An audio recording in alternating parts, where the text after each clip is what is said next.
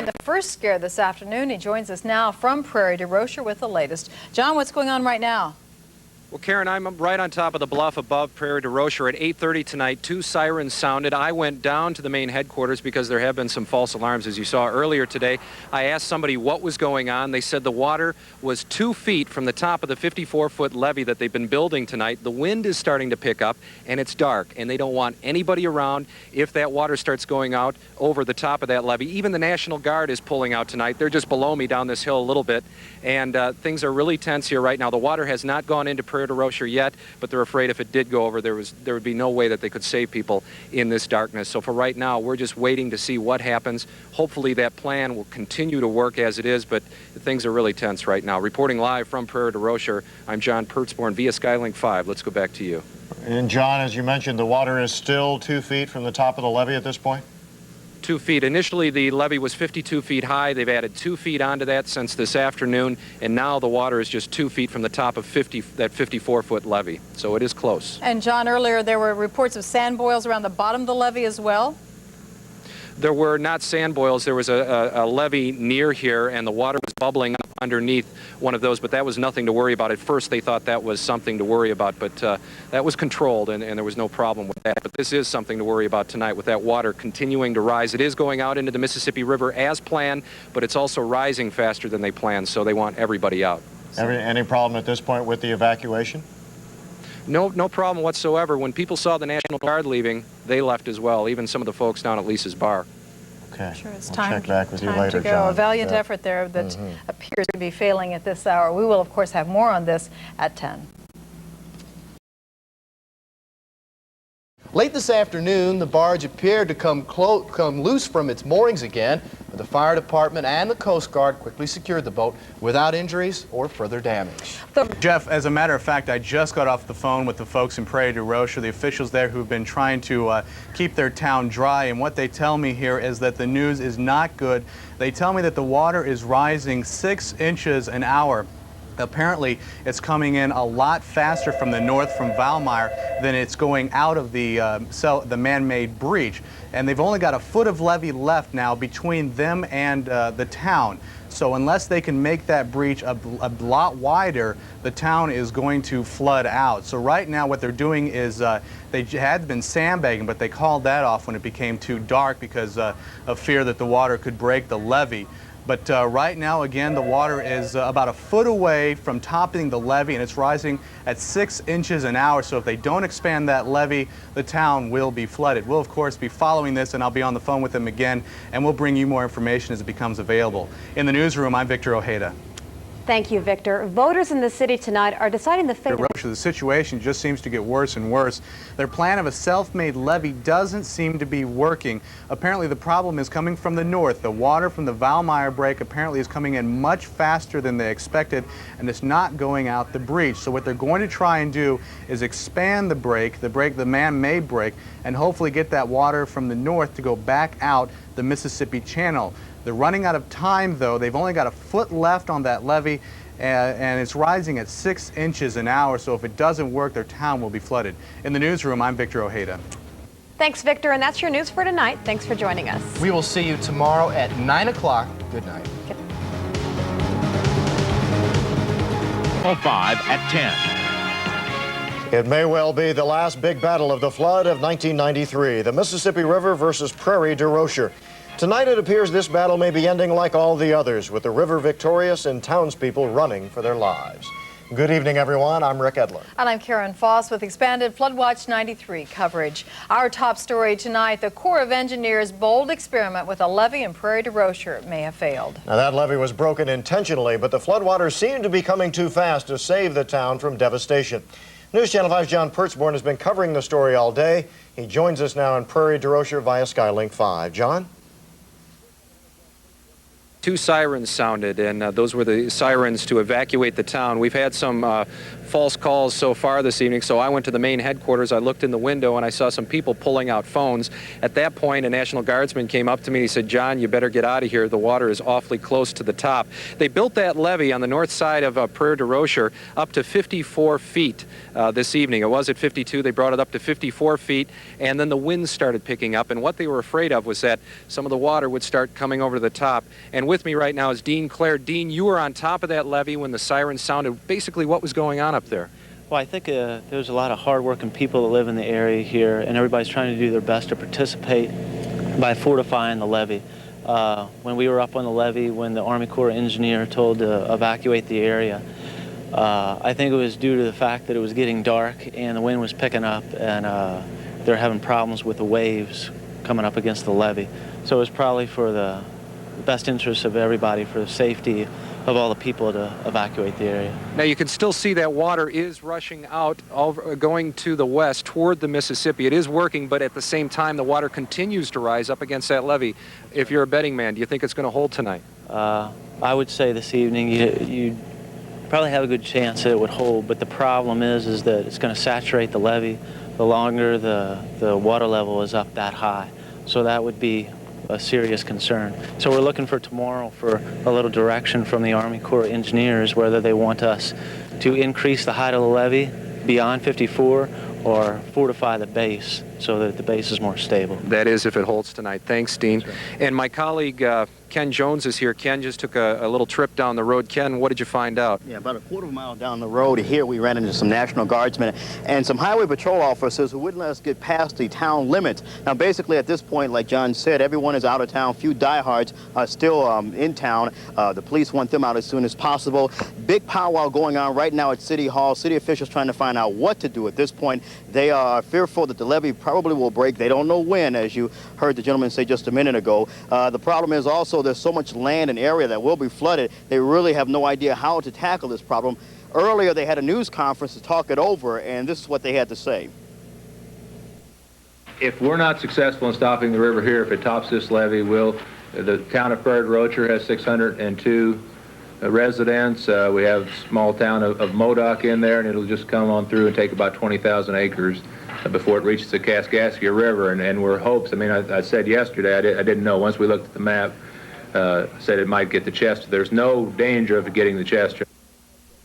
Well, at this point, the powwow that's going on in City Hall now with Dan Wright and the other officials from the area, they're talking about, and this is unofficial, I got this from a highway patrolman just a moment ago, talking about possibly putting another break in the levee, relieving some of the pressure on the north end of town where the levee is starting to feel the strain of the water coming on right now. You know, Ken, and I've been here for 2 days, and this plan has never been done before, where they were trying to divert the water around the north part of town and into the Mississippi River, and it is working. That's the sad part of all of this. And if the water then goes over the levee, all of that work would have been for nothing. So all we can do tonight is hope that that levee does hold until the morning when the light comes up and people can do more work. Reporting live from Prairie du Rocher, I'm John Pertzborn along with Ken Jones. Let's go back to you. John, earlier you said they brought that levee up 2 full feet today, but the water was right behind it?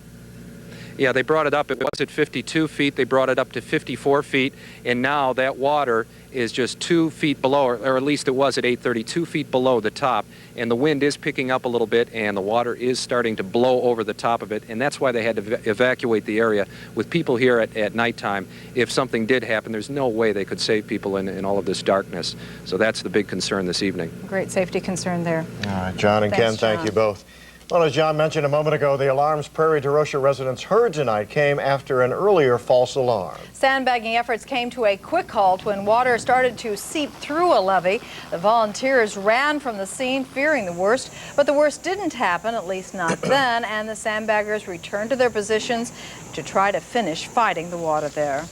News Channel 5's Dan Gray is in Chopper 5, high above that weakened levee. Dan, tonight, what are you able to see, if anything at all?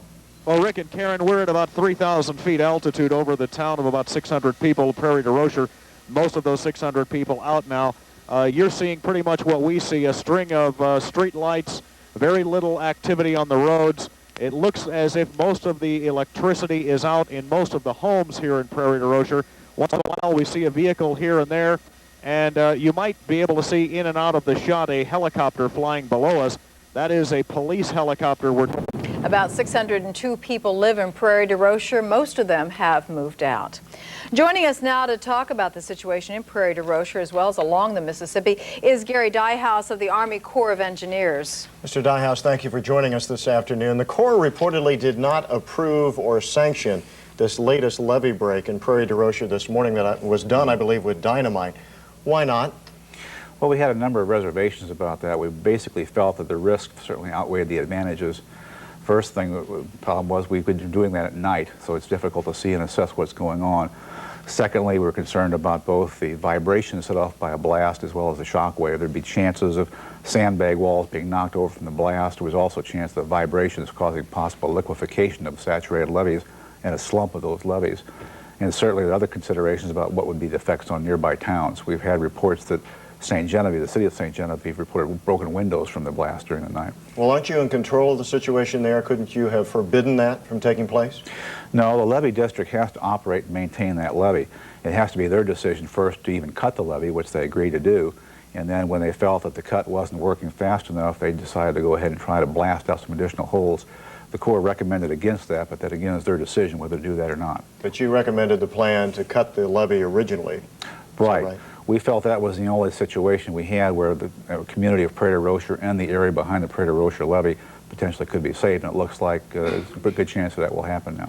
Once this is done without your permission, this dynamiting, then do you back off or do you stay and continue to help and advise? Oh no, we don't walk away from the situation at all. We just give our advice and guidance, and the community or the district can accept or reject it, but we don't walk away from the situation. What about the other levees? This is one town right now, but we have a lot of other levees that have been holding, but they are very saturated. They have some leaks in them. What's the overall situation, do you think? Well, our primary concerns are the area south of St. Louis, the agricultural, so-called agricultural levees. The design has been exceeded for several weeks now, all those levees. They're designed for the so-called once in 50-year flood. We've got the 100-year or more flood and have had it for several weeks now. All those levees are saturated. We think that the balance of our agricultural levees will continue to hold. We're also concerned over communities like Kimmswick and St. Genevieve who have emergency protection. Again, we're hopeful that will hold, but the longer these flood levels last, the more danger we have from it. Here at home, we're all concerned about the flood wall right here in St. Louis. What do you know about it and its condition today and its integrity? Well, fortunately, that flood wall was not tested by this flood. I shouldn't say tested, but certainly we didn't come close to the design criteria. The flood wall was built for a flood that crested 52 feet, so we're 3 feet or thereabouts below that. We certainly had some difficulties with it. You're always concerned about things like seepage coming under the levee.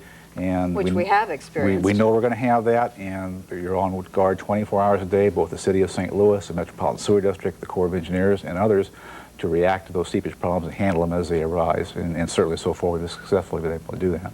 As you're well aware, the Corps has been criticized by some for all the levees and dams and everything that's been built up over the past 25 years.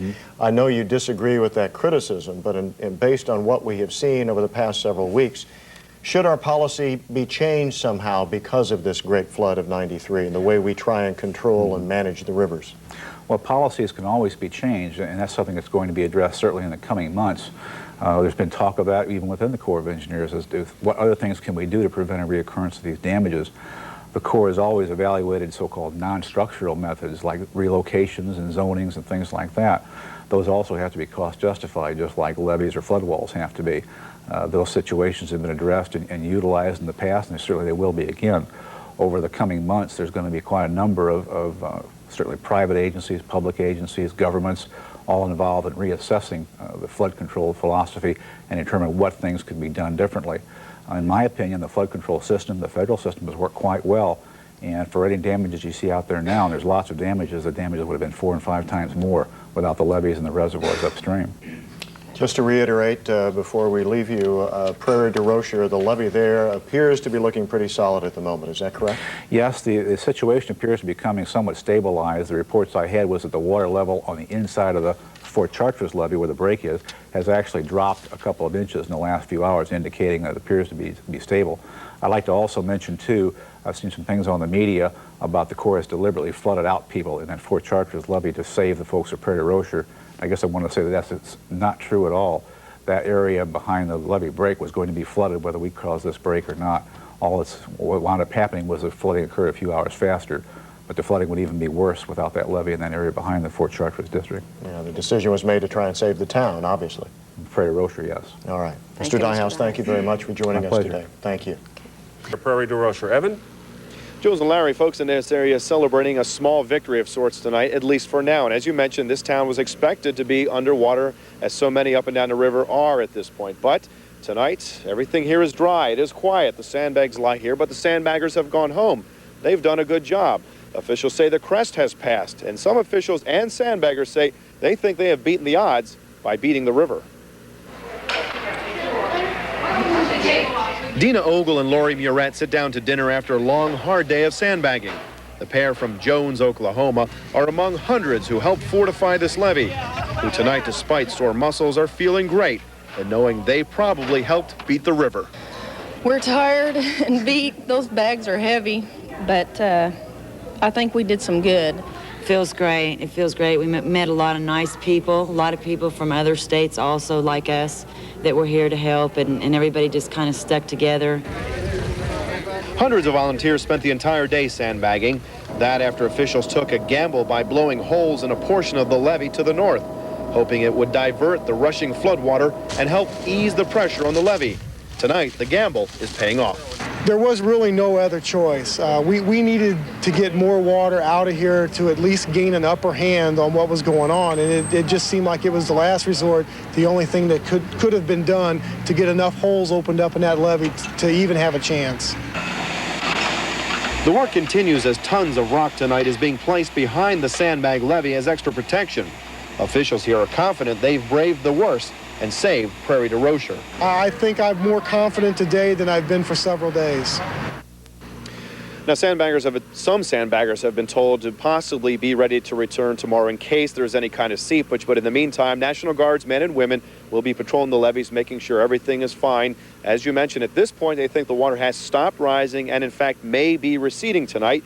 So here in Prairie du Rocher, it's kind of a wait-and-see attitude, but a lot of people are already putting smiles on their faces, hoping and thinking that they've gotten this thing beaten. Larry?